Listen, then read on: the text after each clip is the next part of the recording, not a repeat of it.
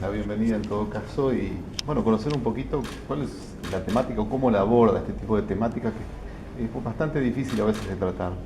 Bueno, el primer objetivo es eso, desdramatizar Ajá. un asunto que generalmente se trata como un drama, que es la muerte de las personas. Y eso es algo que nos espera a todos nosotros, es el precio que paga todo ser pluricelular desde el mismo momento de nacer.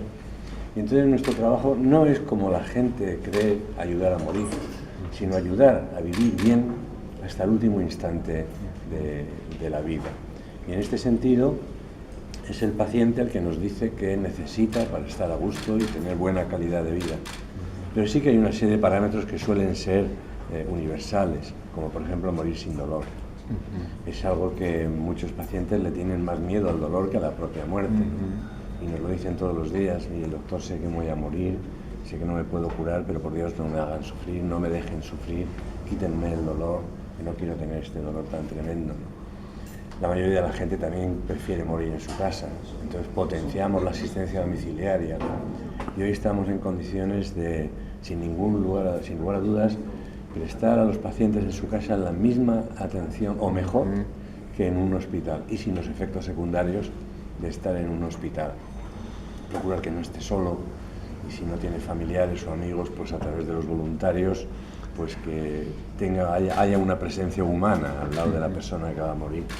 Es decir, hay una serie de principios que son bastante universales y que la mayoría de las personas les gustaría que fuese así al final de su vida. Ahora hablamos del paciente, pero suponemos que el entorno familiar también hay que prepararlo, o no involucra, digamos. Totalmente involucrada. De hecho, nuestro objetivo no es solamente el enfermo, sino el enfermo y los familiares. Y los familiares aquí tienen una doble misión, porque son cuidadores del enfermo. Y son los mejores cuidadores, porque nadie conoce y nadie quiere al enfermo como sus propios familiares.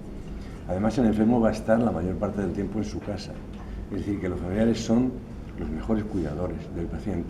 Pero también para eso hay que enseñarles cómo dar la medicación al paciente, cómo hacerle la higiene corporal si está encamado, cómo hacerle o darle la comida. Es decir, enseñarle a cuidar a su ser querido.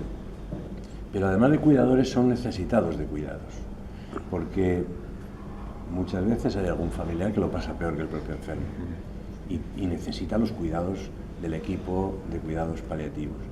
Y es más, esos cuidados muchas veces tienen que extenderse incluso después de fallecer el enfermo, porque a sus seres queridos les corresponde afrontar un doloroso proceso del duelo que es inevitable cada vez que perdemos un ser querido. Y que eso, si se desarrolla adecuadamente, no es una enfermedad. Pero si no se desarrolla adecuadamente y hay problemas que dificulten la elaboración de ese duelo, existe el riesgo de que haga un duelo complicado, incluso que degenere en una enfermedad psiquiátrica. Y por eso, incluso después de morir el enfermo, tenemos que seguir cuidando a los familiares y estando atentos a que elaboren su pérdida adecuadamente.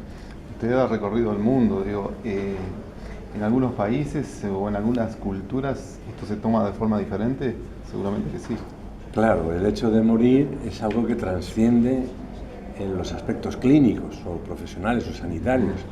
Es algo que tiene también mucho que ver la cultura, la religión, la forma, la antropología, la sociología. La muerte es algo que toca muchas vertientes de la sociedad, y por eso los cuidados paliativos hay también que entenderlos desde la cultura, la religión que profese el enfermo, el medio cultural en el que se desenvuelve, etcétera, etcétera, porque varía mucho de unos sitios a otros, de cómo se muere la gente en China, en el Tíbet, a cómo se muere la gente en Paysandú. Pues evidentemente hay muchísimas diferencias y hay que tener muy en cuenta esta cuestión, porque ahora mismo hay un fenómeno migratorio donde hay gente de todos los sitios en todos los sitios. Entonces hay que estar muy atento a la cultura, la procedencia, la religión, las creencias de cada paciente para adecuar nuestros cuidados a su realidad. ¿Cuáles son los errores más puntuales, más comunes que cometen aquellos que están al cuidado de estas personas? Errores. Bueno, pues por ejemplo, no controlar bien el dolor. Eso afortunadamente ahora mismo ya en la mayoría de los países están disponibles la morfina o analgésicos similares, y se ha facilitado mucho su prescripción, porque hasta hace no tanto había muchos sitios que no estaba disponible la morfina. Y es un analgésico imprescindible para algunos enfermos de cáncer que tienen un dolor intenso y necesitan o bien morfina o un analgésico de potencia similar, que hay 4 o 5, pero la morfina es el estándar, digamos. Entonces, pues un error es no disponer de morfina o no tener un talonario de prescripción de morfina y que no se le suministre al enfermo los analgésicos potentes que está necesitando. Luego, pues también una atención deficiente por una capacitación y formación deficiente de los profesionales. No todo el mundo está formado y capacitado para atender a un paciente al final de la vida y deberían de estar debidamente capacitados. Ya desde la universidad deberían de salir los médicos con una formación básica, pero un mínimo de conocimientos, y muchas veces no es así, ¿no? Es decir, hay alguna serie de errores que se pueden cometer basados casi siempre en una deficiente capacitación y una deficiente organización y en la escasez de recursos que muchas veces tenemos en todos los sitios. Nos hemos centrado en los derechos humanos a lo largo de la vida y no a los derechos humanos que nos acercan a la muerte. En las convenciones internacionales se ha legislado sobre este tema que usted está tratando. Bueno, hay directrices internacionales, tanto de la Organización Mundial de la Salud como de la Asociación Médica Mundial. Por cierto, una declaración que presentó España en la Asociación Médica Mundial y se aprobó en la Asamblea General de Montevideo. Y se llama así, la Declaración de Montevideo, y que es una declaración sobre atención médica al final de la vida. Entonces hay mucha, no tanto legislación, sino orientaciones, porque la OMS no puede hacer una ley de cómo hay que atender a los enfermos en España o en Uruguay, pero sí que hay orientaciones, sí que hay, en fin, una serie de indicaciones de cómo hay que hacer las cosas. Y luego cada país tiene que hacer sus propias leyes que garanticen que todos los ciudadanos tienen un acceso a un buen servicio de cuidados paliativos con toda equidad, que no importa que tenga un cáncer o una cirrosis hepática, que tenga 40 años o que tenga 9, que viva en Montevideo o que viva en una aldea pequeñita en el campo, ¿no? Porque ahora hay mucha inequidad en el acceso a los cuidados paliativos. Muchas veces la atención sanitaria y de cuidados paliativos que recibe una persona va a depender más del código postal que del código genético. Doctor, usted habló de legislación. ¿Hay algunos países en que hay legislaciones con respecto al tema de la muerte, por ejemplo, asistida, la eutanasia? ¿Qué posición tiene con respecto a ese tema? Bueno, yo creo que eso no es prioritario y lo estamos analizando en España porque ahora mismo hay un proyecto de ley presentado en el Parlamento por el Partido Socialista Obrero Español para despenalizar y legalizar la eutanasia.